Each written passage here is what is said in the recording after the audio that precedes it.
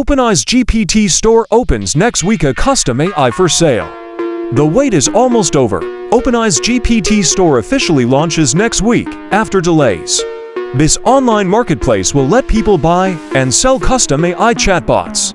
Users can create specialized chatbots using GPT-4, like a Gen Z slang expert or personal stylist. Creators can then sell access to their customized agents. OpenAI plans to pay creators based on usage of their AI agents, though details are still vague.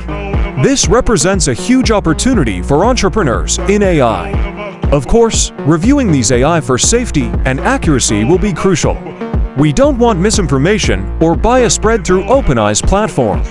The store was originally supposed to open last November, but OpenAI has dealt with internal shakeups, including briefly removing then reinstating CEO Sam Altman. The launch of this marketplace is a big step for monetizing AI creations.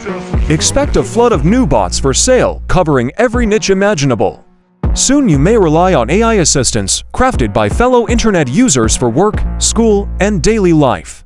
The era of community-built AI is dawning. The GPT store opens the floodgates for commercial AI.